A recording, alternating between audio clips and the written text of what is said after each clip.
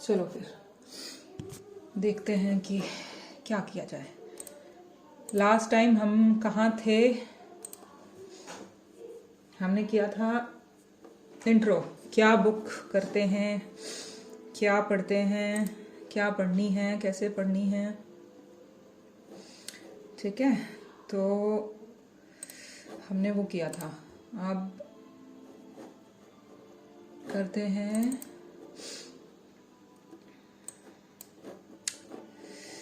हाँ, अच्छा, दो हमने 11 तारीख को लगाई थी, 18 को लगाई थी। इसमें मैंने बताया था कि रिसर्च, बायोस्टैट, वर्ड और क्या होता है, कैसे होता है, कौन सी बुक्स हैं। और फिर अगली क्लास में हमने लगाया था कि भाई थीसिस कैसी दिखती है, आर्टिकल कैसा दिखता है, क्वेश्चन पेपर किसी ने ढूंढा, अभी तक नहीं ढूंढा। क्वेश्चन पेपर्स के हिसाब से हम करेंगे कि भाई कौन कौन से क्वेश्चंस आते हैं, किस टाइप का क्वेश्चन पेपर बनता है, उसके अकॉर्डिंग अपने पढ़ेंगे। मैंने ग्रुप में डाला था, उसकी शक्ल देखी है पेपर की किसी ने, कैसे होते हैं क्वेश्चन पेपर? जल्दी देखो अगर किसी ने देखी है या नहीं देखी है क्वेश्चंस तो। उसमें क्योंकि अपनी कहानी ही यही है कि भाई कैसे क्वेश्चन पेपर आ रहा है, उसके हिसाब से ही पढ़ाई करनी है, क्योंकि इसे ऐसे सब्जेक्ट का कोई अंत ही नहीं है, बहुत वास्ट इधर से उधर तक। तो देखो ग्रुप वालों, अपना अपना बंदा पकड़ लो। कौन आना है कि नहीं आया? अदिति, अंजलि, चेतना, नेहा, मोहिताश, निधि, रमनीक, रोमा, तरुणी, सब कुछ आ चुके हैं। जो बचा है अपने वाले को कॉल करो और बुलाओ जल्दी जल्दी। इसीलिए ग्रुप्स बनाए थे कि अगर कोई पीछे रह जाता है साथ वाला उसको पकड़ लेगा, खींच लेगा। मैसेज ड्रॉप करो जल्दी से। अच्छा, तब तक अपनी करते हैं ये स्टार्ट। मैं दिखाती हूँ। चलो ये देखते हैं। स्क्रीन दिख रही है नहीं दिख रही मुझे बता देना।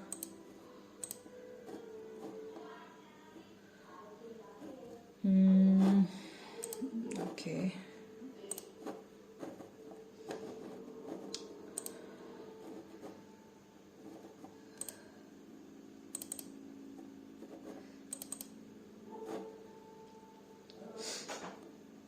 स्क्रीन दिख रही है? हाँ ना, अभी जैसे बोल देना, मेरे को बार बार मैसेज देखने पड़ते हैं नहीं तो। ठीक है, हाँ ओके ओके, चलो ठीक है। आ जाओ, कौन आ रहा है? जल्दी आ जाओ।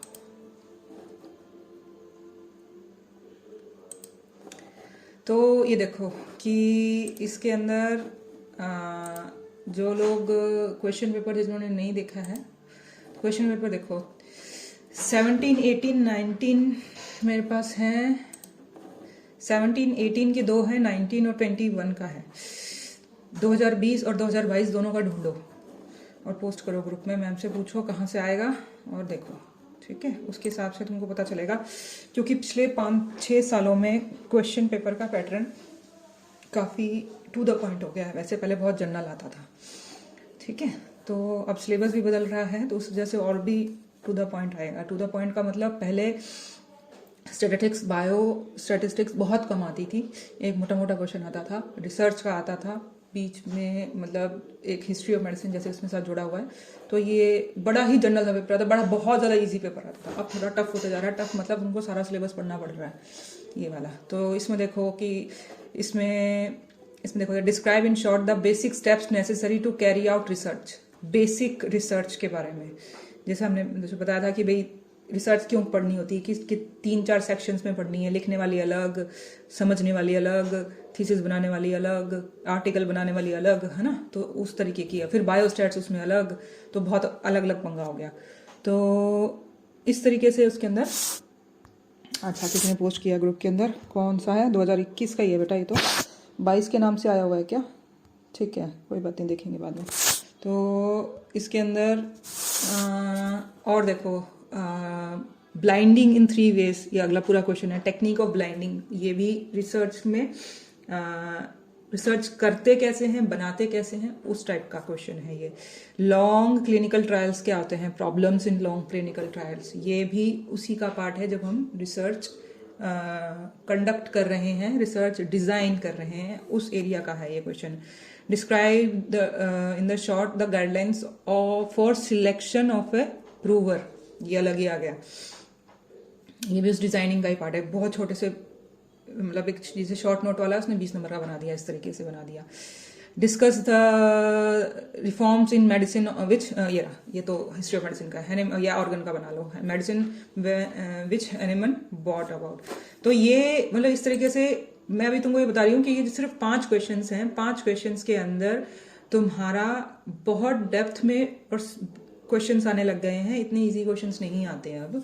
तो इसमें जो तुम्हारा हिस्ट्री ऑफ मेडिसिन वाला पार्ट है अगर है तो फिर तुमको अलग से देखो, चाइनीज मेडिसिन इतना सा आया है, मतलब एक तरीके से इतना सा क्वेश्चन आया। और आया है स्टैटिस्टिक्स पे, ये आया है प्रेजेंटेशन ऑफ डाटा पे, फिर ये आया है अरिस्टोटल पे 20 नंबर का आ गया ये वाला। तो इसमें से अब आप इसका मतलब अपने किस एरिया की तैयारी कर रहे हैं, आप अपने क्वेश्चन पेपर की तैयारी कर रहे हैं 80 नंबर के क्वेश्चन की। 80 नंबर के क्वेश्चन के अंदर ये कोई जरूरी नहीं है कि 40-40 नंबर की बायोस्टैट और रिसर्च आएगी, ये कोई जरूरी नहीं है।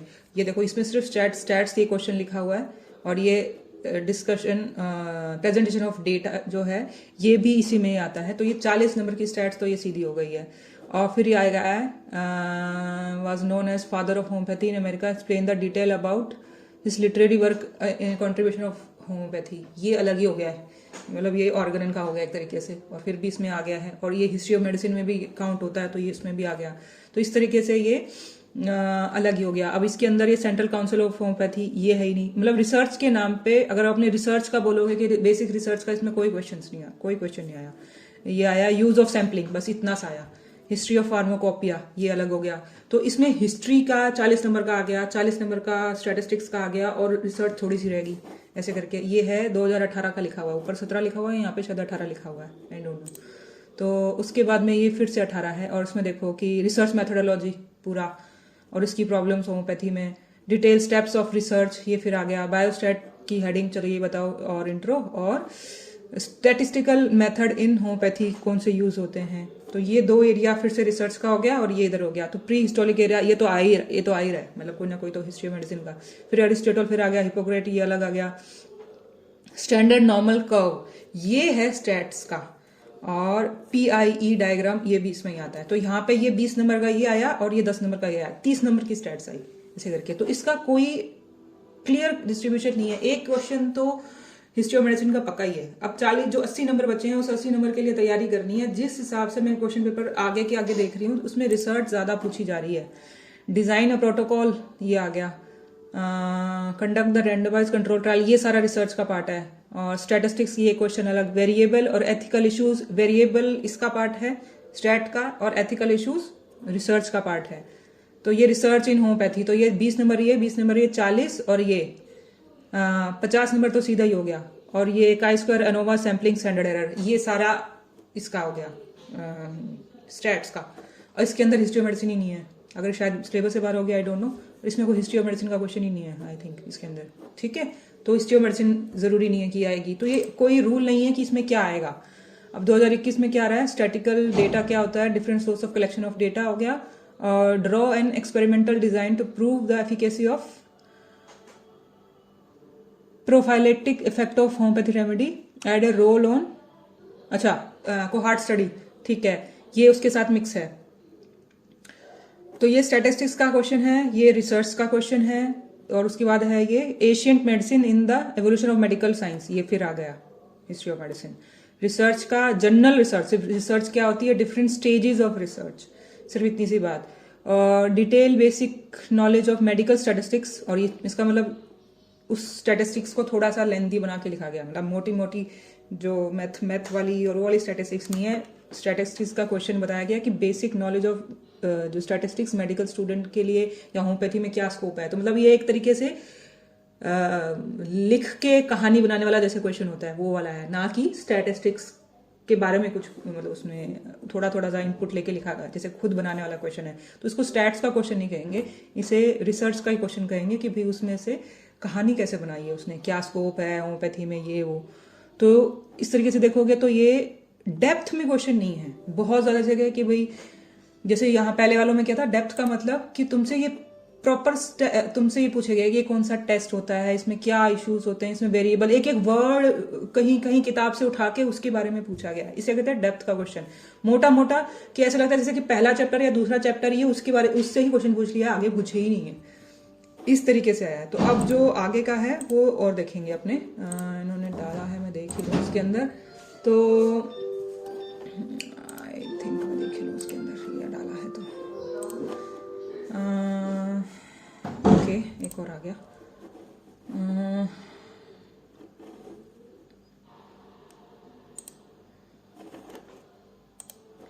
एक और डाला है क्या? ओके,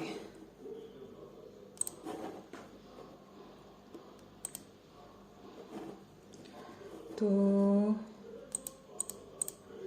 ये आया है 2020 का, design a protocol of conducting randomise. अच्छा, ये जो क्वेश्चन है रैंडमाइज कंट्रोल ट्रायल का डिजाइन इफेक्टिवनेस क्या होता है गाउट पे, ये एक एक बीमारी पूछी है। इससे पहले बेटी को पूछा था, गाउट पूछा था, ये थोड़ा ट्रिकी सा क्वेश्चन है मतलब वही ट्रिकी, मतलब कोई भी बीमारी का नाम लिख दिया हो, पीछे ऑलमोस्ट 90% डेटा जो क्वेश्चन है वो अटेम्प्ट सेम ही तरीके से करना है, नाम ही उस बीमारी का अलग है, मतलब ये लगभग उसका रिसर्च का ही क्वेश्चन है। रिसर्च हाइपोथेसिस क्या होती है, institutional ethical committee constitute role of, अच्छा ठीक है, ये एथिकल वाला एथिक्स वाला फिर आ गया। लास्ट टाइम मैंने तुम्हें बुक में बताया था जो मुनीर अहमद की, कि लास्ट उसकी चैप्टर एकदम उसका एथिक्स वाला है, वो पढ़ना, वो ज़रूर पढ़ना। उसके अंदर एक गाइडलाइन का नाम होता है, जो स्टैंडर्ड गाइडलाइन मतलब कुछ रूल्स रेगुलेशन है जो मेडिकल रिसर्च वाले हर बंदे को पता होने चाहिए, तो वो एक स्टैंडर्ड है, वो वहाँ से पढ़ना। और अगर नए लेटेस्ट हैं तो नेट पे सर्च करके पढ़ना, आइडिया तुम्हें वहाँ से मिल जाएगा आगे, क्योंकि ये इतना जैसे 10-10 नंबर में ये पूछने लगे हैं, एथिक्स के बारे में बहुत पूछने लग गए हैं अब ये, वरना ये ज़्यादातर पीछे तुम 10 साल के पेपर देखोगे एथिक्स का नाम कहीं नहीं आया होगा, कहीं पूछता भी नहीं था कोई। डिफाइन सैम्पलिंग आ गया, और ये वाला भी इसमें यूज होता है, रिसर्च में भी थोड़ा सा सैम्पलिंग यूज होता है और इसमें भी आता है, डेप्थ में तो स्टैट्स में आता ही है। डाटा कलेक्शन कैसे करते हैं और प्रेजेंट कैसे करते हैं, उसकी मेरिट्स और डिमेरिट्स डाटा को, तो डाटा वाला सारा काम जो है वो स्टैट्स का है। इसका मतलब ये 2 क्वेश्चन इधर आ गए, 20-20 40 नंबर की रिसर्च आ गई, 40 नंबर की स्टैट आ गई, और इवन की ये भी आधी आधी हो गई। स्टैंडर्ड डेविएशन और एनोवा ये स्टैटिस्टिक्स है, कोहार्ट और ब्लाइंडिंग ये इधर की है रिसर्च की, तो ये 50-50 क्वेश्चन आया है इसमें, हिस्ट्री ऑफ मेडिसिन का एक भी क्वेश्चन नहीं है। तो इसमें से कोई भी चीज़ ऐसे नहीं कह सकते कि भाई लेस इम्पॉर्टेंट है, ठीक है। तो अब उसके अंदर एक और था ना, आई थिंक एक और है ओके। इसमें क्या है, why there is a need, ये 2021 का है, for research in homoeopathy, what purpose it is going to serve, okay. ये अब गया नीड ऑफ रिसर्च क्या है, ठीक है, ये रिसर्च का क्वेश्चन है। रिसर्च मैथोडोलॉजी जनरल फिर आ गई, फिर आ गया what are the basic requirements for research, basic requirement क्या होती है, कैसे क्या स्टेप्स होते हैं, सारा 60 नंबर की रिसर्च कर दी। Discuss the basic steps in conducting a randomise control trial, 80 number की रिसर्च कर दी। डिस्कस एरा ऑफ, ये ले भाई स्टेट्स का नाम ही नहीं आया है, ठीक है। तो इसका कुछ नहीं पता कि कौन सा पेपर कहाँ से आएगा, कैसे आएगा, इसका कोई रूल रेगुलेशन नहीं बन रहा है कि भाई कितना पढ़ना चाहिए, किसको कितना पढ़ना चाहिए, ठीक है। तो ये इसीलिए मैंने तुमको दिखाया कि भाई अपने को क्या करना है, कौन सी चीज़ कितनी की पढ़नी है। ओके, स्क्रीन दिखने लगी, ठीक है। तो इसका मतलब कि भाई एक रिसर्च का पार्ट तुम्हें बताया था कि एक रिसर्च जर्नल रिसर्च होती है, एक होता है लिखने वाली कि भाई थीसिस कैसे लिखते हैं और साइनॉप्सिस कैसे लिखते हैं, आर्टिकल कैसे लिखते हैं, ये वाली। तीसरी उसके अंदर जो रिजल्ट कैलकुलेट होते हैं बायोस्टैट वाली, ठीक है। तो अभी जो हम स्टार्ट करते हैं, ये इतनी उलझी हुई है जो तुमको बताई थी मैंने पिछली बार कि भाई इसको किसी भी एरिया से तुम स्टार्ट करोगे तो तुम्हें ये इन्फिनिट सी ही लगेगी कि भाई उलझी सी लगेगी, मतलब कंफ्यूजन सी लगती है। भाई कौन सा पहला चैप्टर, इसको बोलेंगे ये पहला चैप्टर है, ये दूसरा चैप्टर है, इसको यहाँ से शुरू करो। तो ये किसी भी बुक में तुम देखोगे तो ये एक, किसी ने बायोस्टेट पहले लिखी होगी, किसी ने बायोस्टेट बाद में लिखी होगी।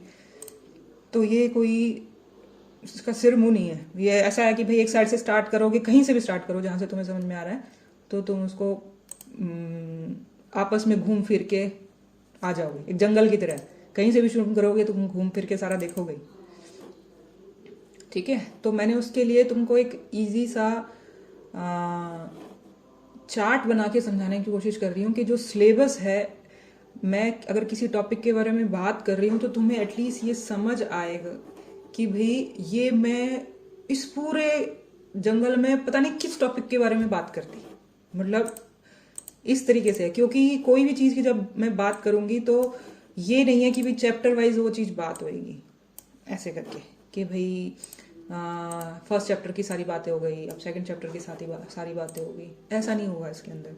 इसमें मैं जैसे डेटा की बात कर दी, अब ये डेटा क्या होता है, ये कहाँ से आ गया, किस किस पूरे किताब में कौन से नंबर चैप्टर के बारे में से निकल के बात आ गई, ये वाली। तो ये तब समझ में आएगा जब तुम्हें एक बार पूरा सा वो वृक्ष दिख जाए कि क्या चीज़ होती है ये वाली। तो इसमें एक चीज़ देखो,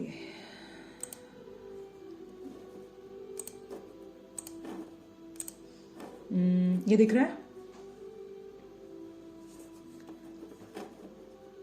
जल्दी बताओ जल्दी।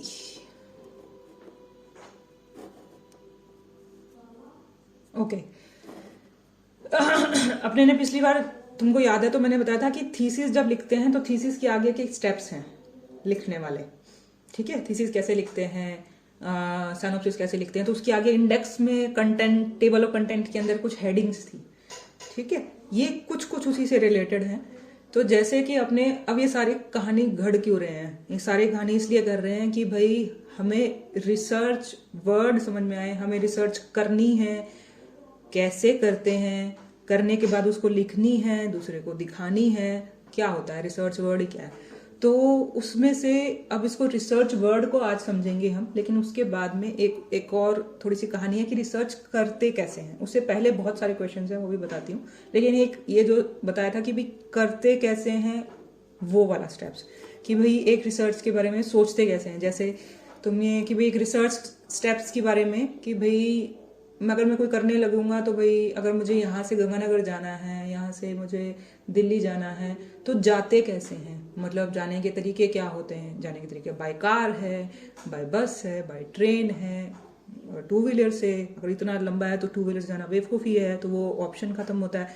तो मतलब ऑप्शंस क्या होते हैं, स्टेप्स क्या होते हैं। पहले तुम सबसे पहले क्या सोचते हो कि भाई मुझे व्हीकल सोचना है पहले मैंने, कि भाई मैंने जाना किससे, क्यों, क्योंकि उसी से मेरा डिसाइड होगा कि मेरा टाइम कितना लगेगा, मेरे को वो मैनेज करना है। एक दिन की छुट्टी करनी होगी, 2 दिन की करनी होगी, कितने घंटे लगेंगे। तो तुम्हारे फर्स्ट स्टेप में तुमने एक व्हीकल सोचा, क्योंकि उसने डिसाइड करना है तुम्हारा खर्चा, पैसे का, तुम्हारा टाइम का। इस तरीके से एक 1 बाय 1 फिर आखिरकार तुम वो एक्शन लोगे और उसके बाद वो चीज करते करते रिजल्ट पे पहुंचोगे। तो सबसे पहले आइडिया क्या आया, आइडिया ये आया कि मुझे जाना है, ऐसे करके। जाने के बाद वो जाऊंगा कैसे, वो उसके स्टेप्स बनते हैं ऐसे करके। तो उसमें हर एक स्टेप की, जैसे मैं जाऊं, अब किससे जाऊं, तो मेरे पास जैसे कि गाड़ी, कार, बस, ये ऑप्शंस हो गए। तो उसके बाद एक चूज किया, उस एक ने मेरा आगे का रास्ता खोला। अब अगर मैं ट्रेन चूज करूं तो उसका अलग रास्ता बनेगा, मतलब ट्रैवलिंग का रास्ता भी अलग होगा कि भाई कहाँ कहाँ से वो ट्रेन जाती है, उसका खर्चा भी अलग होगा और टाइम अभी अलग लगा। अब यही चीज मैंने बस से चूज कर ली तो बस का अलग रूट होगा, उसका अलग खर्चा होगा। तो उस तरीके से इसका मतलब कि जब भी मैं एक स्टेप लूंगी तो उस स्टेप को, अगर उस स्टेप को डिसाइड करने के लिए मेरे पास 4 ऑप्शंस हैं, तो उस चारों की वजह से आगे के रास्ते अलग हो जाएंगे ऐसे करके। और उसमें अगर कोई चीज खराबी आ गई, आधे रास्ते में बस खराब हो गई, तो फिर क्या करें। तुमने किसी को, लोकल को, अगर तुम जानते हो जहाँ पे जाके खराब हो गई, यहाँ से दिल्ली जाना था, हिसार में जाके खराब हो गई, अब क्या करोगे। दूसरा बस अगर वो अवेलेबल करवा रहा है तो जा रहे हैं, नहीं तो तुम, अगर कोई लोकल तुम्हारा कोई हिसार में रहता है, तुम उससे गाड़ी बुलवा के वापस या तो आगे जा रहे हो या दोबारा घर आ रहे हो, कुछ कर रहे हो। तो मतलब एक तरीके से अगर कहीं प्रॉब्लम आती है तो तुम बैक फेयर करते हो उस साइकिल को। तो ये है उस पूरे प्रोसेस में कि हम रिसर्च करेंगे कैसे। तो सबसे पहले क्या, ये स्टेप्स ऑफ रिसर्च है। इस पूरी कहानी का लगभग ये मेन एरिया है जो हर बार खुलेगा, हर बार ये बाहर निकलेगा, मतलब हर बार देखना पड़ेगा।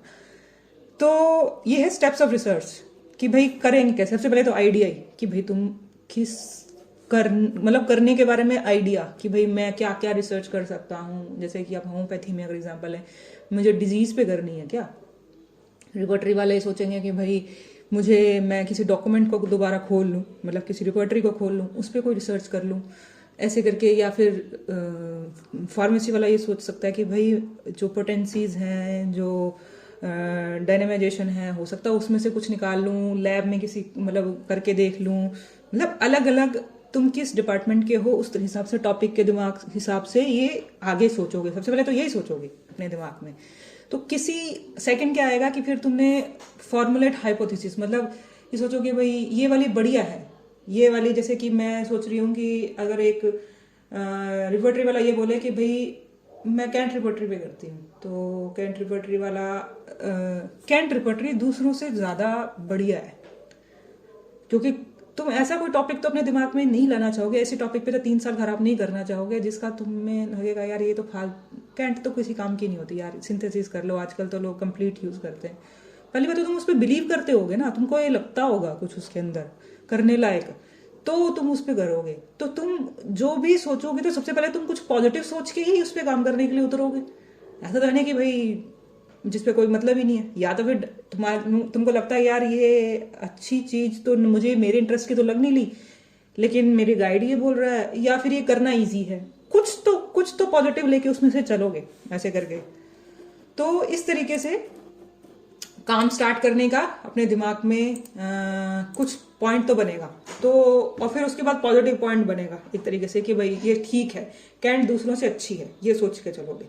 या जिस तरीके से तुम उस पर काम करना चाहते हो, मोटी मोटी बेसिक भाषा में बता रही हूँ, आगे की डेप्थ भाषा में बाद में बताएंगे कि भाई हाँ दूसरों से अच्छी है, ये सोच के चला। तो एक तुम्हारे दिमाग में एक स्टेटमेंट बनी दिमाग में, जैसे हम कहते हैं। तो उसके बाद में अब तुम्हारे दिमाग में स्टेटमेंट बनी, तो सेकंड स्टेप आता है कि भाई, थर्ड स्टेप कि भाई अब इस पर मेरे को रिसर्च करनी है कि भाई जो मैंने सोचा है कैंट दूसरों से अच्छी है, सच में अच्छी भी है कि नहीं, यही तो रिसर्च करनी है, यही तो प्रूव करके दिखाना है। तो तुम उसके लिए जो ऑलरेडी अवेलेबल डेटा है, डेटा मतलब तुम्हारी लाइब्रेरी में, ऑर्गेनिन की दूसरी किताबों में, नेट पे, इधर उधर कहाँ से भी तुम धक्के मारोगे कि इस कैंट दूसरों से अच्छी है, ये बात किसने कही, इस पे कोई काम हुआ है कि नहीं हुआ। तो इस तरीके से उसे कहते हैं लिटरेचर सर्च करना। फिर हो सकता है कि अगला स्टेप है ऑलरेडी स्टडीड और नॉट।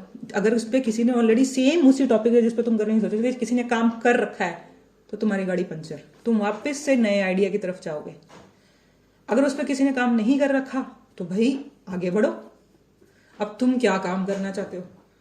ठीक है, तो ये स्टेप कैसे पता चलेगा, जब तक तुमने लिटरेचर सर्च नहीं किया, पिछला कहानी नहीं देखी, तब तक तुम्हें पता ही नहीं चलेगा कि भाई किसी ने ऑलरेडी उस पर काम किया कि नहीं किया हुआ। तो ऑलरेडी स्टडीड और नॉट, अगर है वापस बैक जाओ, फिर से ही साइकिल चलो, अगर नहीं तो आगे बढ़ो। आगे बढ़ो में क्या, अब तुम मुझे कहानी तो एक लेके चले थे कि भाई कैंट दूसरों से अच्छी है। अब अच्छी का मतलब क्या होता है, अच्छी मतलब किस सेंस में अच्छी। तो ये वर्ड जो स्टेटमेंट मैंने बताया ये गलत स्टेटमेंट है, लेकिन एक मोटे मोटी भाषा में समझने के लिए कि हमने कहानी दिमाग में लिए ही लेके चली। तो ऑब्जेक्टिव्स का मतलब कि भाई अब मैं इस पे जो करना चाहती हूँ वो ये कि भाई क्रॉनिक केसेस में जो इसमें रूब्रिक्स दे रखे हैं वो यूजफुल है, ये मैं ढूंढना चाहूंगी इसके अंदर। तो ऑब्जेक्टिव्स बनाने की ये जो मैंने बोला कि भैया टू द पॉइंट, बड़ा सीधा कि भाई क्रॉनिक केस में ऐसे, या एक्यूट केस में ही ऐसे, या फिर इस तरीके के मेंटल केसेस में ही ऐसे, क्योंकि कैंट मेंटल्स के बारे में बात करता था। तो इस तरीके से मतलब तुमने एक इतना सर्च करने के बाद में, इतना लिटरेचर सर्च करने के बाद में तुमने एक मुद्दे की बात, एक गहरी बात पे तुम्हारे ऑब्जेक्टिव्स बनेंगे जो बड़े सिंपल से होंगे। ऐसे नहीं होंगे कि भाई तुम बहुत ही कुछ कैंट ने सारे केसेस पे क्रॉनिक केसेस ठीक कर देती है कि नहीं कर देती, मतलब ये आगे धीरे धीरे समझ में आएगा तुम्हें कि मैं क्यों कह रही हूँ। पर मोटी सी बात ये होती है कि तुम यहाँ पे आके अपने ऑब्जेक्टिव्स बनाओगे कि मैं ये काम से आउटपुट क्या चाहता हूं कि जब मैं काम ये कर लूंगा उसके बाद में मैं रिजल्ट क्या देखना चाहूंगा, किस लिए मैं ये काम कर रहा हूं। कि भाई सीधा सा ये भी लिख सकते हो कि मैं क्रॉनिक केसेस में कैंट वाली रिवर्टरी कितना का हेल्प करती है, मैं ये देखना चाहूंगा। ठीक है, तो इस तरीके से ये मुद्दा बना के आगे चलोगे। फिर एबिलिटी चेक, मतलब अब तुमने टॉपिक भी देख लिया, सोच भी लिया, सर्च भी कर लिया, सारी ग्रीन झंडी मिल गई, ऑब्जेक्टिव्स भी बना लिए। अब तुम ये सोच रहे हो कि भाई कैंट क्रॉनिक केसेस में फायदा करती है कि नहीं करती, ये ऑब्जेक्टिव लेके चल पड़े। अब तुम्हारे पास जो रिसोर्सेज हैं, मतलब कैंट रिपर्टरी इतना फायदा करती है कि नहीं करती, ये काम क्या 3 साल में हो जाएगा? क्या तुम्हारे पास इतनी ओपीडी है? क्या तुम्हारे पास क्रॉनिक केसेस आते हैं? मतलब ऐसा करके कि एबिलिटी चेक कि भाई जो मैंने सोच के चल रहा हूं उसके लिए मेरे पास हिम्मत है क्या, रिसोर्सेज हैं क्या, लिटरेचर है क्या, कोई गाइड करने वाला है भी क्या कि नहीं। तो ये होता है एबिलिटी चेक। उसके बाद अगर ये भी हो गया, अगर यही पंगा हो गया, फिर से बैक फिर जाओ आइडिया पे कि भाई यहीं पे आके मेरे से नहीं होने वाला, ये तो पंगा हो गया, तो फिर से आइडिया पे जाओ, सेम सर्कल दोबारा करो। अगर ये पास हो गया तो आगे चलो। अब डिजाइन द स्टडी, दिख तो रहा ना तुमको, मैं जूम और जूम इन तो नहीं करो। डिजाइन द स्टडी, ठीक है, नहीं दिखिए तो मुझे बता देना बीच में, कोई चीज अगर डिस्प्ले नहीं हो रही, उसका कुछ समझ नहीं आ रहा, क्योंकि मेरी स्क्रीन बड़ी है, मुझे क्लियर दिख रहा है। तो तुम फोन वगैरह पे किसी पे देख रहे होगे तो तुम्हें शायद कुछ दिक्कत आए तो डिजाइन द स्टडी यहां पे।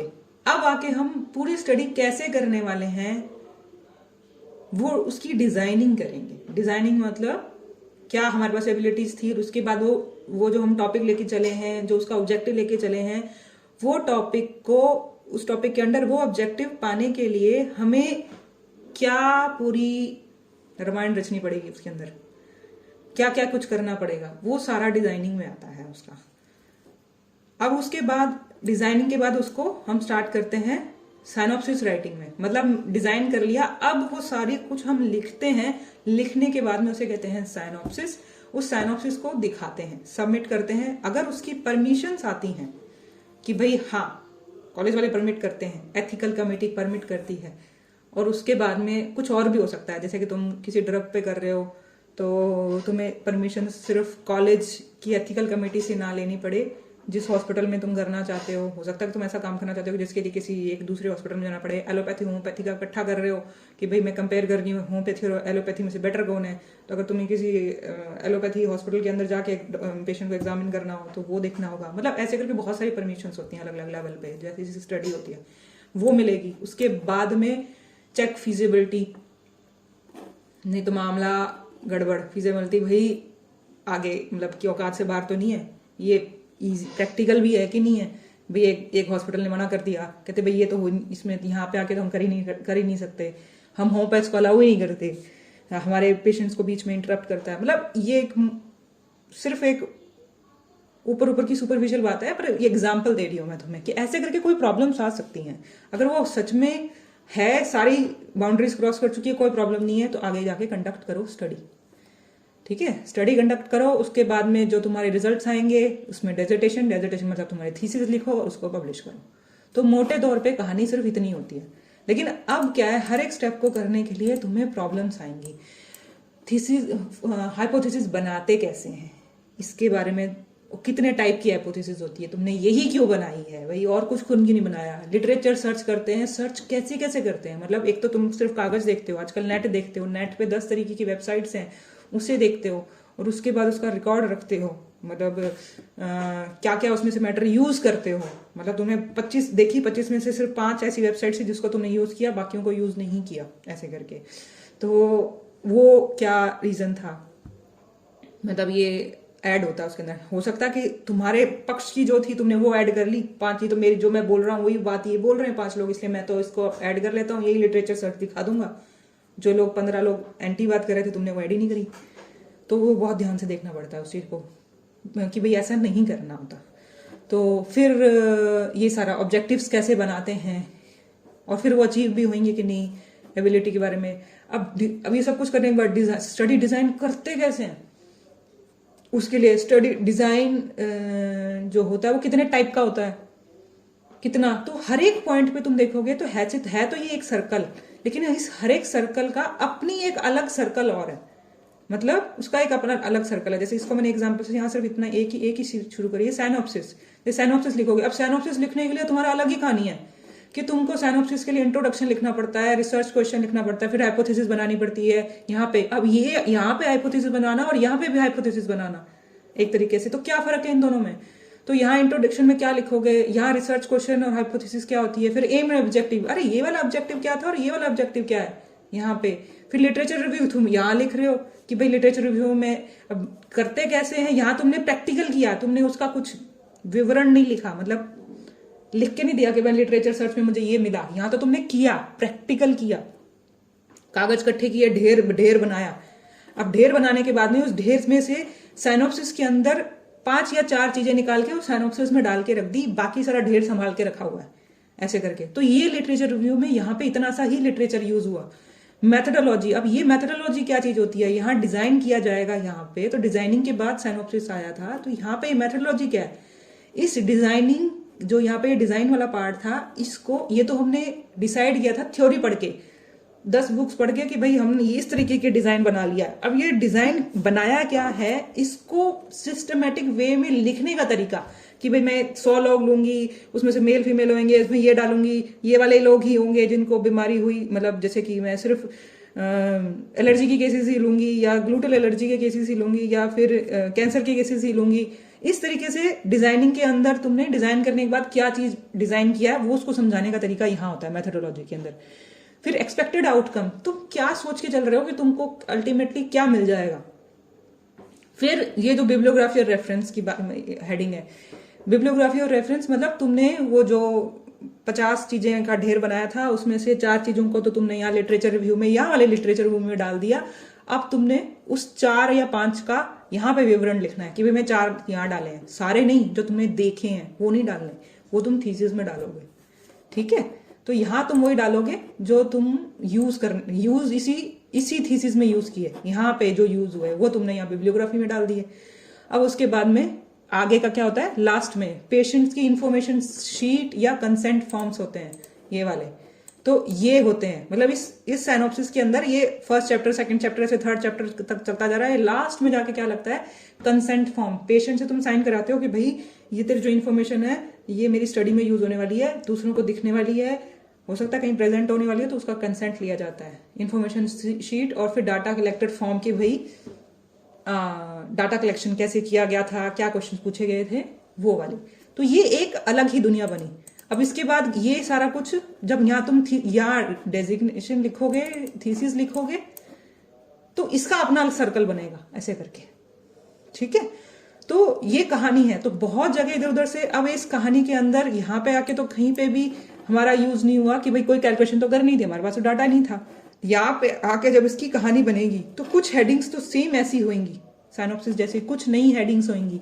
उस नई हेडिंग्स में एक लास्ट में जाके जहां पे हमने यहाँ लिखा है आउटकम, एक्सपेक्टेड आउटकम, वहां पे यहाँ पे आके थीसिस में हम क्या लिखेंगे, यहाँ पे आके एक बनेगा लास्ट में कैलकुलेशन की हमारा कंक्लूजन आया क्या, कंक्लूजन जहां आया वहां जाके बायोस्टैट्स यूज हो रही है कि भाई कंपेयर करके कि भाई क्या फॉर्मूला लगाया, क्या किया, सब कुछ। तो इस तरीके से अब ये जो डिजाइन कैसे करते हैं ये अलग दुनिया है यहाँ पे कि भाई ये डिजाइनिंग के लिए कितने टाइप के डिजाइन होते हैं, उसमें से हमने कौन सा चूज किया, उसके लिए अलग अलग करते, ठीक है। तो ये एक मतलब एक ये ऐसे बेसिक स्टेप्स हैं जो आगे ये ट्री बढ़ता ही जाएगा। जब मैं पढ़ाने लगूंगी तो भाई ये इसका ये अलग टॉपिक पढ़ेंगे, ये अलग पढ़ेंगे इसमें से, और ये सब कुछ हम थोड़ा बहुत तुमको आइडिया दे दिया, सिर्फ हेडिंग्स, क्योंकि इसमें क्या है कि बहुत वर्ड्स रिपीट होंगे। रिपीट मतलब जैसे कि क्वालिटेटिव रिसर्च होती है, एक वर्ड है मोटा जैसे, एक क्वालिटेटिव रिसर्च होती है, एक क्वालिटेटिव डेटा होता है, एक क्वालिटेटिव डिजाइनिंग में यूज होता है ऐसे करके। तो वर्ड के आगे क्या लग रहा है उस हिसाब से इसकी लोकेशन बदल जाएगी। क्वालिटेटिव डेटा होता है, डेटा मतलब कि वो जो यहाँ पे हम बायोस्टैट्स यूज करेंगे उस डेटा, क्वालिटेटिव वहां का कोई वर्ड है, और क्वालिटेटिव रिसर्च डिजाइनिंग का पार्ट है कि भाई यहाँ का कुछ है ऐसे करके। तो इस तरीके से जो वर्ड्स यूज होंगे वो कहाँ के किस लोकेशन की बात हो रही है, उस जंगल की मैं किस एरिया की बात कर रही हूँ, वो तुम्हारे दिमाग में आनी चाहिए। धीरे धीरे बताएंगे, बहुत बार रिपीट करूंगी ताकि तुम्हारे दिमाग में ये बेसिक सी चीज बैठ जाए। वरना क्वेश्चन आ जाता है जब इतना बेसिक तुम्हें क्वेश्चन लग रहा है ना, तुम्हें पता नहीं चलेगा कि वो इसके बारे में पूछ रहा है, इसके बारे में पूछ रहा है, इसके बारे में पूछ रहा है, या तीनों के बारे में पूछ रहा है। तो वो है ट्रिक, और कोई ट्रिक नहीं है इसके अंदर, और कोई प्रॉब्लम नहीं है। ये कहाँ के बारे में पूछ रहा है, इसमें लिखा क्या क्या जाएगा, बस ये दिक्कत आती है इसके अंदर, जो बच्चे कंफ्यूज हो जाते हैं कि भाई मुझे बता दे कि इसमें लिखना क्या है। जैसे कि ऑर्गेनन के पेपर में होता था, बस ऐसा ही होता है इसके अंदर कि भाई इसमें बता दे इसमें हेडिंग में लिखना क्या है। ड्रग प्रूविंग पूछी है और लेकिन कहानी ऐसे बना रखी है, क्वेश्चन ऐसा बना रखा है कि मेरे को ड्रग प्रूविंग समझ नहीं आ रही कि इसमें ड्रग प्रूविंग पूछा है ऐसे करके। तो इसके अंदर वर्ड्स बड़े हिलते हैं, शुरू शुरू में कंफ्यूज करते हैं, बाद में तुम्हें आदत पड़ जाती है कि भाई अच्छा इस एरिया की बात है ये वाली, ठीक है। तो अब यहाँ पे पहुंचे हम, डाटा कलेक्शन पे पहुंचे। तो कल मैंने एक एक्सपेरिमेंट किया कि अब सिर्फ एक क्योंकि हम डाटा कलेक्शन पे पहुंचे, इसका बताने के लिए कि कल मैंने क्या किया, तुम लोगों से पूछे 2-3 क्वेश्चंस, ग्रुप में डालो, इसका बताओ इसका क्या कर रहे हैं, इसका क्या करें, जैसे बेसिक क्वेश्चंस कि भाई हम मीटिंग कितने बजे करें, वोट करो, दूसरा तुम्हारे बारे में डिटेल्स दो। 2 चीजें पूछी थी। अब 2 चीजों के लिए सब ने एक परफॉर्मा बना के दे दिया मैंने, हेडिंग, नेम, ये वो, ठीक है, और सब ने उसको अपने अपने तरीके से फिल किया। फिल करने के बाद में उस डेटा को, वो एक डेटा है, कैसे क्यों मैं बताती हूँ, 1 सेकंड रुको तो मैं दिखाती हूँ।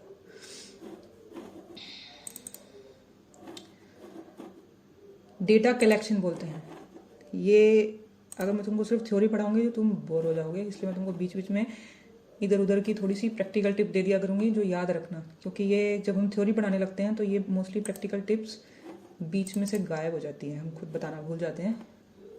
ऑटोमेटिक अंडरस्टूड होता है कि भाई शायद समझ में आ गया, तो इसलिए जो मैं बीच में छोटे छोटे एक्सरसाइजेस तुम्हें दूं या टास्क दूं, उसका कोई मतलब होगा तुमको आगे की बात समझने के लिए, इसलिए वो फटाफट कंप्लीट कर लेना, वो सिर्फ फालतू के लिए नहीं कर रहे हैं, ठीक है। तो ओके, स्क्रीन शेयर करती हूँ।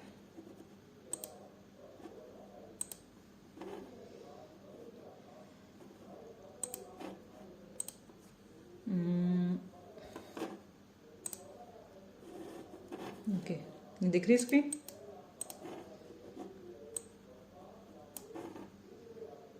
स्क्रीन दिख रही है? ओके, तो देखो मैंने क्वेश्चन पूछा और क्वेश्चंस की हेडिंग क्या थी, नेम था। एक तो फर्स्ट सेक्शन में तो मैंने ये पूछा था कि तुम्हारा टाइम बता दो मुझे, ठीक है। फिर उसका नेम, एज, कहाँ तुम रहते हो राइट नाउ, फिर कौन सा कॉलेज है और कौन सी ईयर में कंप्लीट किया, मैरिड, अनमैरिड, एम्प्लॉयड, अनएम्प्लॉयड, ठीक है। तो बेसिक क्वेश्चंस के अंदर ये देखो कि नेम सीधा ये तुम्हारा ही टाइप किया हुआ, मतलब ये जो सामने तुमको दिख रहा है इसमें मैंने कुछ अल्टर नहीं किया है, मतलब कुछ मैंने बीच में से गलतियां सुधारी नहीं है, सीधा सीधा वैसे के वैसा रखा है, इवन की टाइपिंग भी नहीं चेंज हुई है, सीधा है। जिसने मेरे नाम लिखा है, अब देखो नाम लिखते हैं तो किसी ने कैपिटल्स में लिखा है, किसी ने स्मॉल्स में लिखा है, किसी ने दोनों मिक्स किए हैं, तो मतलब लिखने का तरीका अलग है। नेम सिर्फ मैंने तो अपना फॉर्मेट बना के छोड़ दिया था, लेकिन सबने देखो एक चीज यूज करी है बढ़िया कि भाई उसने आगे वाला कुछ हिलाया नहीं है, एक ने नेम के आगे 2 डैश थे, उससे 1 डैश शायद मिट गया, ऐसे करके। ये इतनी छोटी सी बात है लेकिन ये बहुत इंपॉर्टेंट बात है। क्यों? क्योंकि जब तुम अपना क्वेश्चनेयर बनाओगे और किसी और को भरने को दोगे तो क्या क्या कहाँ कहाँ कैसे कैसे गलतियां आती हैं उससे पता चलता है, और इससे ये तुम्हें शुरू में पता होगा तो तुम्हारे क्वेश्चंस सही बनेंगे। जैसे कि अपने ऑर्गन में पढ़ते थे कि भाई लीडिंग क्वेश्चंस मत पूछना, हाँ या ना में आंसर रख के खत्म हो जाएगा ऐसे करके, और तुम जहां वो पेशेंट बताना नहीं चाहता होगा वहां तुम लेके जाओगे तो तुम गलती करोगे। तो शुरू में ही अगर तुम्हें पता होगी कि ऐसे सवाल नहीं बनाते, कि सामने वाला क्या आंसर देगा, तुम्हें उससे फायदा नहीं घाटा होने वाला है, तो तुम ऐसे क्वेश्चंस बनाओगे ही नहीं, ठीक है। तो ये वाइवा में भी मतलब कई बार वो पूछते हैं, इसलिए बता दी हूँ, ठीक है। कि जो last method data collection, sheet, consent, ये बहुत इंपॉर्टेंट बात होती है। तो जैसे कि अब ये इसमें कोई गलती नहीं है कि भाई इन्होंने कैपिटल में लिख दिया, स्मॉल में लिख दिया, ये मिक्स में लिख दिया, कोई गलती नहीं है, ये कोई गलती नहीं है। लेकिन ये बात समझने की कि सब हर इंसान इसको अलग अलग तरीके से अटेम्प्ट करेगा। तो वहां तुमको अगर मेंशन करना है कि भाई ये चीज मुझे कैपिटल्स में लिख के देना, तो कैपिटल्स में लिख दो ऊपर कि भाई इसको ओनली राइट इन कैपिटल्स, या हिंदी में लिखना है, पंजाबी में लिखना है, जहां का है वहां का लिख के देना। जहां तुम रह रहे हो उस भाषा का, अपने को कॉलेज वाले इंग्लिश का देते हैं तो हिंदी का भी साथ में मिलता है। जहां तुम रहते हो, जहां से डाटा कलेक्शन कर रहे हो, अगर वहां पंजाबी चल रही है, अगर वहां पे कोई और लैंग्वेज चल रही है, तो तुमको उसका फॉर्म बनाना पड़ेगा। अगर तुम वो फॉर्म लगाते हो, तुम्हारे को बोनस पॉइंट मिलते हैं। बोनस पॉइंट मतलब कि भाई एग्जामिनर को दिखता है कि भाई इस बंदे ने सच में काम किया है, भले तुमने काम ना किया हो। ये बहुत बढ़िया पॉइंट होता है कि भाई मैंने वहां रह के, जो मेरा पेशेंट था उसको हिंदी समझ नहीं आती, उसको इंग्लिश समझ नहीं आती, भाई उससे कंसेंट फॉर्म क्या लूँ, उससे क्वेश्चन क्या भरवाऊँ, ऐसे करके।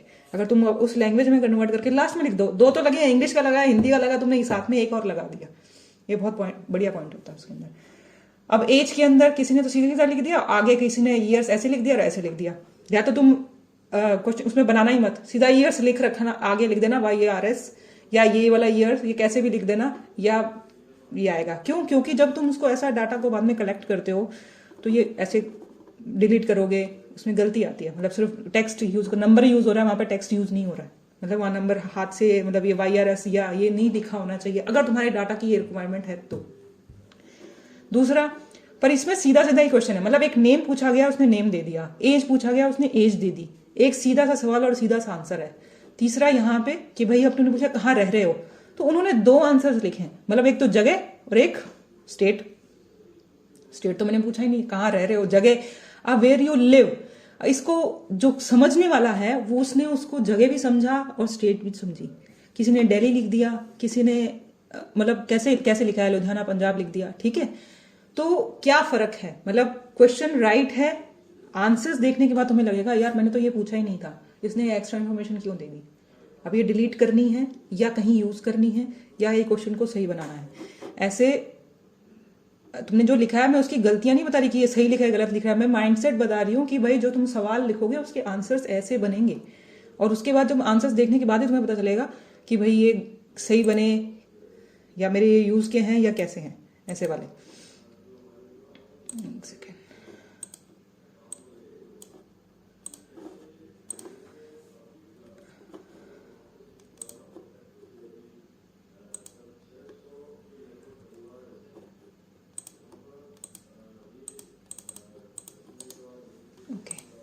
अब इसमें आगे क्वेश्चन था BHMS कॉलेज वाला कि तुमने कॉलेज कहाँ कंप्लीट किया और कहाँ पे तुमने कौन सा ईयर था। एक्सपेंड क्यों नहीं हो रहा, ओके इसमें कोई दिक्कत है कि भाई एक्सपेंड हो जाए, ओके दूसरी शीट होगी शायद, इसमें देख लेती हूँ मैं, ठीक है। तो इसमें क्या हुआ कि भाई पूछा कि कौन सा कॉलेज था, तो अब तो मैंने इसको अलग अलग कर दिया कि तुमने कॉलेज का नाम लिखा है, साथ में ईयर ऑफ कंप्लीट, क्योंकि मैंने क्वेश्चन ही ऐसा पूछा था। दोनों चीजें, 2 क्वेश्चन मैंने मिला के पूछ लिए कि BHMS का कॉलेज क्या था और ईयर ऑफ कंप्लीशन क्या था। तो अब इसका तुमने जो एक ही लाइन में लिख दिया है, अरे भाई ये साथ में, ओके थैंक गॉड अभी हुआ ही। तो इसमें क्या हुआ कि भाई कॉलेज ईयर कंप्लीटेड और साथ में कॉलेज का नाम भी आ गया, जगह का नाम भी आ गया, और साथ में इन्होंने कॉमा लगा के लिख दिया। तो इसका मतलब जिस वे में मैंने क्वेश्चन पूछा था कि कॉलेज का नाम पहले पूछा था और ईयर ऑफ कंप्लीशन बाद में पूछा था, तो मैक्सिमम लोगों ने पूरा कॉलेज का नाम पहले लिखा और उसके बाद ईयर का लिखा कॉमन। लेकिन बहुत सारे लोगों ने क्या किया, बीच में ईयर लिखा ही नहीं, भूल गए वो। बाद में वो क्वेश्चन अपना जो आंसर लिख रहे हैं उसके लास्ट में वो लोग ऐड कर रहे हैं, मतलब वो भूल गए उसको लिखने के लिए। तो इसका मतलब कि ये 2 क्वेश्चंस थे, ये अगर ये 2 क्वेश्चंस अलग बनते तो ये डेटा सही आता, मतलब सीधा सीधा, जैसे सिंपल से सिंपल कि भाई ये नाम पूछा गया था तो नाम आ गया, एज पूछा गया था एज पूछा था, कॉलेज पूछा था कॉलेज, ईयर ऑफ कंप्लीशन अलग। जो कि मैंने दूसरी शीट बनाई जिसमें मैंने इसको अलग अलग किया ऐसे करके। फिर ये मैरिड एंड मैरिड वाला सेम, उसके अंदर एम्प्लॉयड वाला सेम। 2 क्वेश्चंस पूछे थे लोगों ने, कईयों ने सिर्फ एम्प्लॉयड अनएम्प्लॉयड सीधा लिख दिया है, कईयों ने उस चीज को एक जैसे एक्सप्लेन किया है और क्लिनिक का नाम लिखा था ऐसे करके। तो लेकिन क्वेश्चन सीधा सा था, लेकिन आंसर तुम्हें इस तरीके से मिल सकता है इसके अंदर। तो ये है डेटा को कलेक्ट करना, उस डेटा को यूज करना, और इसी चीज का मास्टर चार्ट बनेगा बाद में। तो जो तुम क्वेश्चंस पूछोगे उसका ये दिखने के बाद ये ऐसी ऐसी गलतियां हो सकती हैं उसके अंदर। तो ये तुम्हें लॉन्ग टर्म में फायदा करेगा अगर तुम्हें पता चलेगा कि भाई शुरू से ही क्या गलतियां, कैसे डाटा कलेक्ट होता है। तुम जैसे जैसे सीधा सवाल पूछोगे वैसा सीधा सीधा आंसर नहीं बनेगा, उसमें गलती हो सकती है। तो कैसे होगा, तुम्हें पता कैसे चलेगा कि भाई गलती कैसे स्पॉट की जाए, कि भाई अब मैं तो क्वेश्चन बना दिया, अब 10 लोगों से भरवा के देखूं वो क्या आंसर भर रहे हैं। इससे तुम्हें पता चल जाएगा कि तुम्हें अपने क्वेश्चंस में क्या मॉडिफिकेशन करके देना चाहिए। जो तुम ये 10 लोगों से भरवाओगे, तो 10 ऐसे तो नहीं होगे अभी अपने दोस्तों को दे दो भरने के लिए, वो सही नहीं भर के देंगे, क्योंकि तुम्हारे दोस्तों का मेंटल स्टेटस अलग है। जिस पेशेंट से तुम भरवाने वाले हो उसी तरीके के लोगों को तो जब तुम दोगे तभी वो सही तरीके की गलतियां पता चलेंगी तुम्हारे क्वेश्चंस में, ऐसे करके। तो उससे जो कहते हैं कि तुम अपनी स्टडी को करने से पहले क्वेश्चनर के बारे में या किसी भी चीज के बारे में जब तुम डाउट कर रहे हो और उसकी गलतियां सुधारने के लिए एक छोटे लेवल पर जब तुम काम करोगे, इसे कहते हैं पायलट स्टडी, जो तुम्हारे शॉर्ट नोट में आई हुई है कि पायलट स्टडी। कि भाई तुम वो बड़ी स्टडी करने से पहले तुम थोड़े से लोगों को पकड़ते हो और वो थोड़ी सी जो तुमने पूरा डिजाइनिंग कराया ना वो उन पे अप्लाई कर देते हो। और 10 लोग 12 लोग 15 लोगों से काम करने के बाद तुम जो हमारे पास तुम डेटा आता है या तुम्हें कोई प्रॉब्लम आ रही थी, तुम्हें पता चल जाती है कि भाई ये प्रॉब्लम आ रही थी। कुछ अच्छी चीजें पता लग सकती हैं, कुछ नेगेटिव चीजें पता सकती हैं। अब तुम उसको सुधारो, सुधार के साइनॉप्सिस बनाया जाएगा और उसके बाद में आगे काम होगा कंडक्ट करने वाला। तो ये जो स्टडी है साइनॉप्सिस बनने के साथ में भी हो जाती है, साइनॉप्सिस बनने से पहले भी हो जाती है। कहाँ पे, जो मैंने बताया था कि भाई जो डिजाइनिंग वाला पार्ट है और डिजाइनिंग के बीच में जो साइनॉप्सिस बनेगी डिजाइनिंग के बाद में, उन दोनों के बीच में ऐसे करके। ठीक है, आ गया ना समझ में? वो चार्ट कहाँ गया, मैं उनको तुम दोबारा दिखाती हूँ।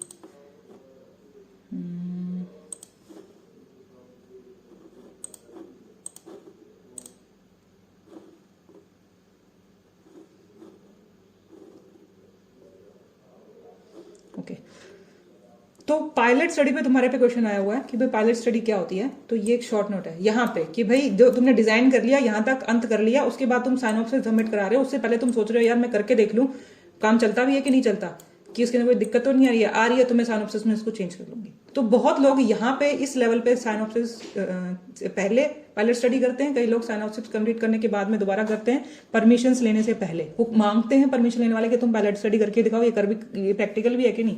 तो कई लोग यहाँ करते हैं ऐसे करके। तो दोनों में इसमें पायलट स्टडी का रोल आता है। ठीक है, अभी तक मैंने किया है इसमें किसी को क्वेश्चन है तो पूछो। 20 हो चुके हैं, 10 मिनट है अपने पास, आगे नेक्स्ट टॉपिक तुम्हें बताऊं।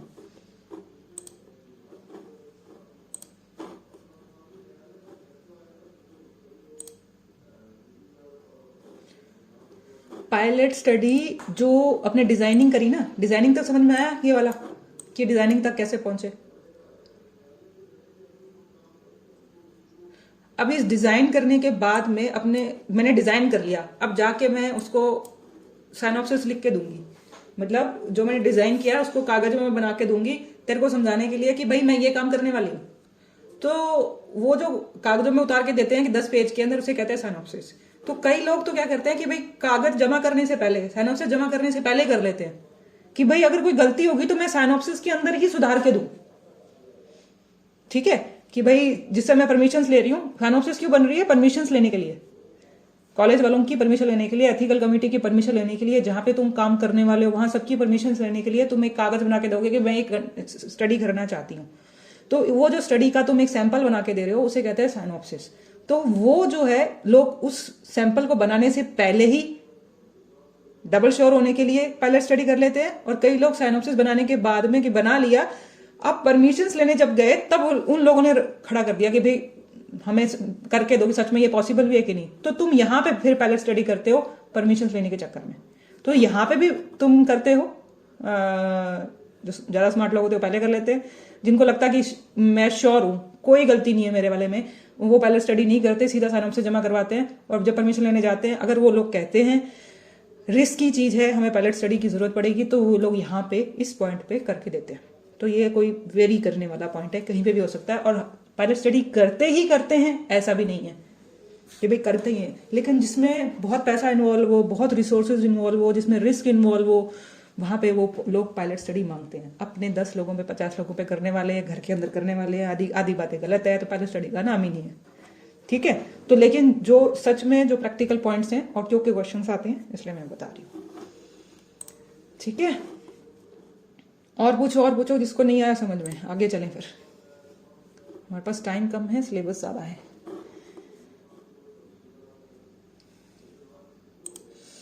ठीक है, चले आगे।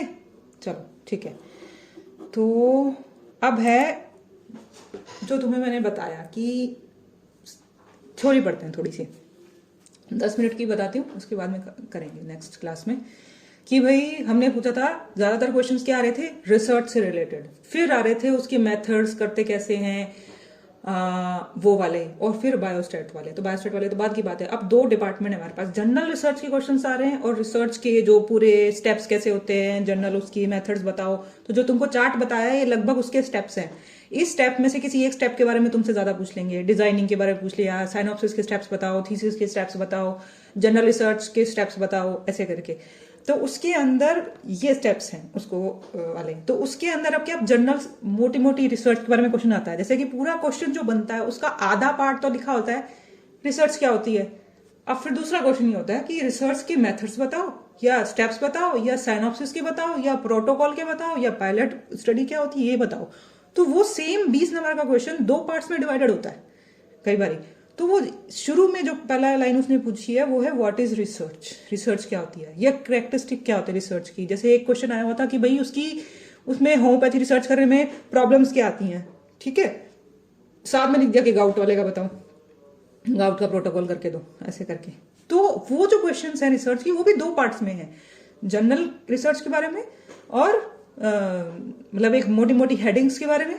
हेडिंग्स में तुम्हें बताती हूँ ये वाली हेडिंग्स होती हैं ज्यादातर उसमें, और एक आधी जो इस पूरे चार्ट में हम पूछ के लगे उसके स्टेप्स के बारे में। तो स्टेप्स तो तुम यहां से लिख दोगे, लेकिन जो तुम सीधा लिखोगे रिसर्च क्या होती है, उसके कैरेक्टरिस्टिक्स क्या होते हैं, क्या जरूरत होती है, ऐसे करके सिग्निफिकेंस क्या है। तो ऐसे करके जो मोटी मोटी से जो आधा पार्ट है वो लगभग ये है, और जोड़ रही हूं मैं धीरे धीरे तुम्हारे लिए, क्योंकि ये किसी एक किताब का नहीं है, ये मेरे नोट्स हैं खुद के, और मैंने बहुत किताबों से इकट्ठे किए हैं। तो क्योंकि जैसे जैसे मैं क्वेश्चंस देखती थी कि अच्छा ये इस टाइप का क्वेश्चंस आता है, तो स्टेप्स जहां लिखे होते हैं, मतलब जो तुमको मैंने चार्ट बना के अभी दिखाया है, ये तो तुम्हें हर किताब में इस मोटे मोटे स्टेप्स मिल जाएंगे।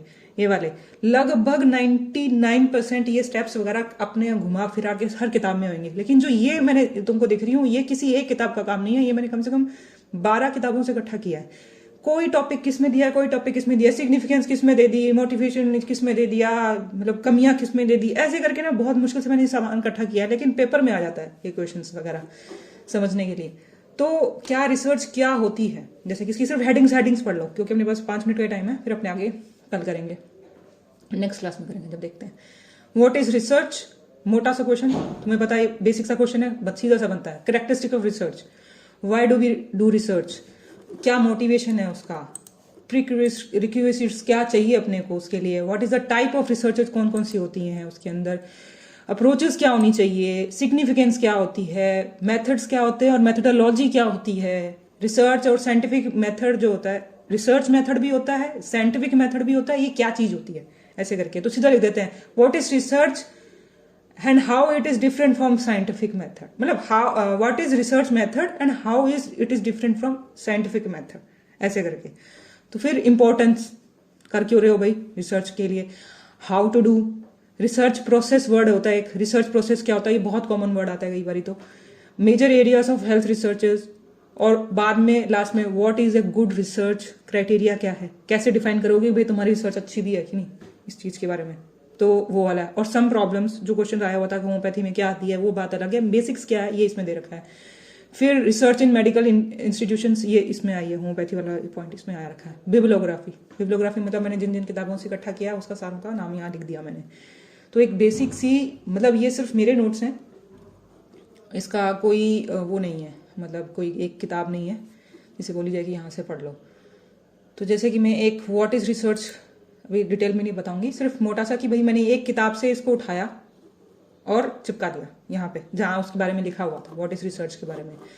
तो उसके बारे में लिखा और वहां से उठा के मैंने अपने आप लिख दिया यहाँ तक। तो इसका एक कलर अलग है, ब्लू जैसे। अब जैसे मैंने एक नेक्स्ट स्टेप है इसका आगे, यहाँ मैंने लिखा कैरेक्टरिस्टिक ऑफ रिसर्च, ये 10 पॉइंट लिख दिए। फिर से मैंने एक कैरेक्टरिस्टिक ऑफ रिसर्च उठा के और 10-15 पॉइंट और लिखे हुए हैं। ये मैंने एक किताब से उठाए हैं, ये मैंने दूसरी किताब से उठाए हैं। ये मैंने क्यों लिखा ऐसे करके कि भाई सेम ही चीज का आंसर 2 बार लिख दिया ऐसे करके। जैसे व्हाट टू डू रिसर्च, मैं तुम्हें दिखाना चाहती थी कि भाई ये जो प्रेजेंटेशन है ये तुम्हें एक बात समझा जाए कि हम कॉपी पेस्ट का काम करेंगे, और कॉपी पेस्ट के काम के अंदर हम करेंगे ऐसे कि भाई क्योंकि एमडी लेवल पे कॉपी पेस्ट ही मांगते हैं, वो नहीं मानते कि करेक्टनेस ऑफ रिसर्च क्या होता है, ये तुम खुद बताओ, जैसे कि हमसे पीएचडी में मांगते हैं, वो ऐसा कॉपी पेस्ट नहीं मांग सकते। तो एमडी लेवल पे जो भी तुम टॉपिक उठाओगे वो तुम 3-4 जगह से, 5 जगह से, 10 जगह से उठा के कॉपी पेस्ट करोगे। अब कॉपी पेस्ट करोगे तो मैंने तो क्या किया, ये एक किताब से उठाया था तो उसका मैंने एक कलर रहने दिया, ये तुमको समझाने के लिए किया है मैंने कि भाई तुम एक टॉपिक का हेडिंग लगा रहे हो और उसके नीचे तुम एक जगह पेस्ट कर रहे हो, और तुम्हें लगा कुछ टॉपिक का कुछ उसका मतलब पूरा टॉपिक कवर नहीं हुआ, तुमने दूसरी किताब से उठा के लगा दिया ऐसे करके। लेकिन मैंने तो दोनों कलर्स अलग अलग किए हैं, अपने तो कलर अलग नहीं करते ना, पूरी किताब के अंदर सारा काला ही छपेगा उसके अंदर। तो अब ये तो समझाता है कि मैंने ये एक किताब से लिया, दूसरी किताब से लिया ऐसे करके, यहाँ पे मैंने आगे तीसरी किताब, चौथी किताब भी यूज करी है ऐसे करके। तो उससे क्या होता है कि जब मैं पढ़ रही हूँ तो मुझे समझ में आ रहा है कि भाई यहाँ पे तो मैंने एक किताब से लिया था, ये मैंने दूसरी किताब से लिया है यहाँ पे। तो अब 3 किताबें हो सकती हैं, 5 किताबें हो सकती हैं, कितनी भी हो सकती हैं। हो सकता है कि भाई शुरू में मैंने सिर्फ एक किताब की सिर्फ मैंने 5 लाइनें उठाई हो, बाकी उस किताब के बारे में मैंने कुछ उठाया ही ना हो किसी की उस किताब से, और दूसरी किताबों से बहुत सारा मैटर उठाया हो। तो अब क्या होता है कि भाई जब तुम स्टार्ट करते हो लिटरेचर रिव्यू, मतलब जो लिटरेचर सर्च, स्टार्टिंग में तो तुम इकट्ठा करके रख रहे हो कि 10 किताबें इनमें से उठाऊंगी, फिर जब तुम साइनोप्सिस लिखोगे तो साइनोप्सिस के अंदर ऐसे ऐसे उठा के चिपकाओगे उसके अंदर लिटरेचर की 10, उसमें से 5 किताबें सिलेक्ट कर ली, 5 किताबों में से मैं ये 4-4, 5-5 पेज उसमें से चिपका के उसको सबमिट कर रहा हूँ। तो उसके अंदर क्या करना होता है, जैसे मैंने ये कलर्स अलग करे हैं ना, अपने कलर्स उसमें अलग नहीं करते हैं, उसमें क्या करते हैं, जैसे यहां से लेकर यहां तक लिख दिया तो यहाँ पे लास्ट में लिखते हैं, जैसे कि नंबर डाल देते हैं स्टार्टिंग से, जैसे कि एक किताब में तो 9 डाल दिया, 9 तो वैसे कोई मतलब नहीं है इसका, जैसे कि इससे पहले वाला जो है, एक सेकेंड,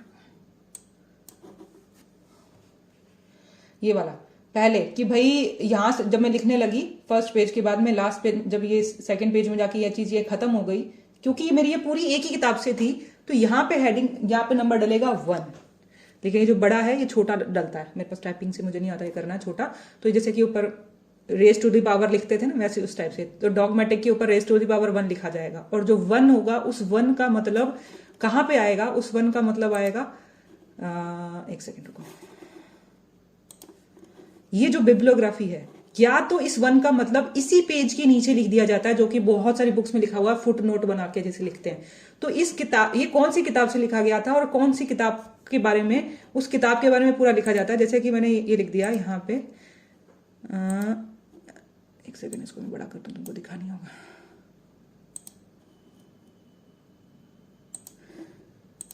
ठीक है। तो जैसे कि ये उस बुक का नाम है, उस ऑथर का नाम है, उस पब्लिकेशन का नाम है, कौन सा एडिशन है उसका नाम है, और कौन सा पेज नंबर से लेकर कौन सा पेज नंबर तक उठाया है, ठीक है। ये है नहीं है वैसे तो मैंने इसका क्या किया था, मैं तुमको कलर ही दे दिया था, जहां पे मैंने ब्लैक कलर से यूज किया हुआ है वो मैंने ब्लैक कलर का ही नीचे लिख दिया, जैसे ये ब्लैक कलर से यूज किया हुआ है, तो इसकी जो ऑथर है वो यही वाला है, ये ब्लैक वाला।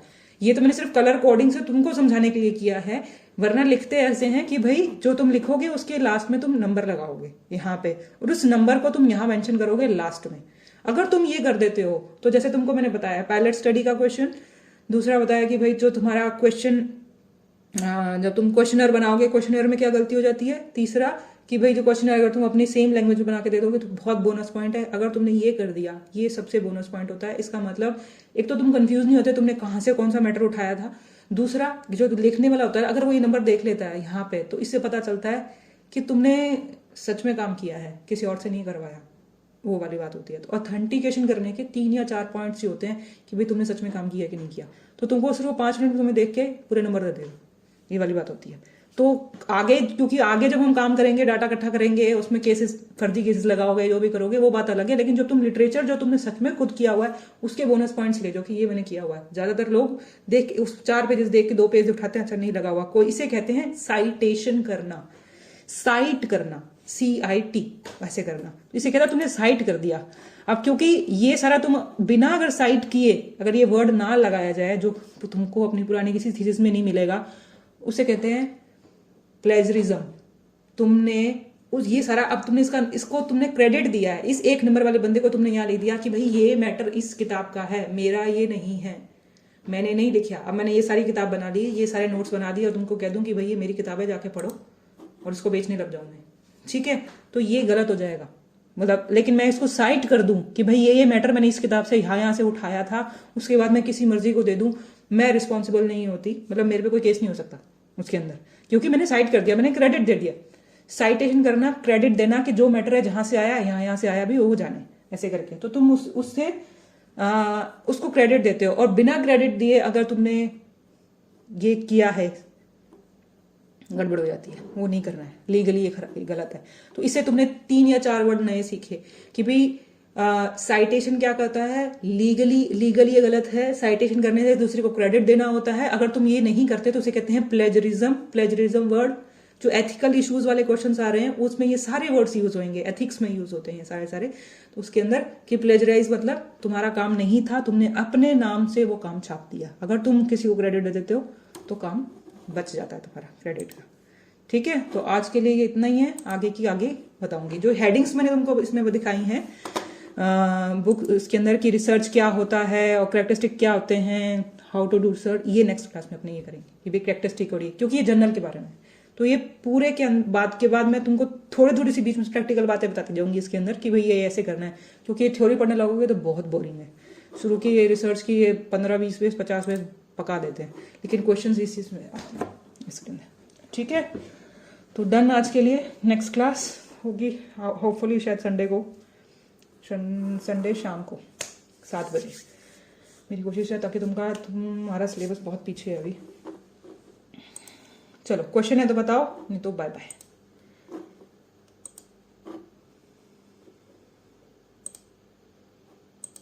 सो गए?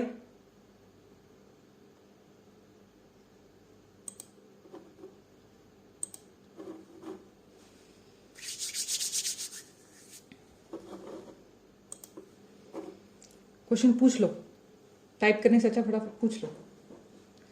अगर इसका क्वेश्चन है, मैं लास्ट तक हूँ, मैं लॉग आउट कर जाओ, जिसका क्वेश्चन नहीं है वो जाओ।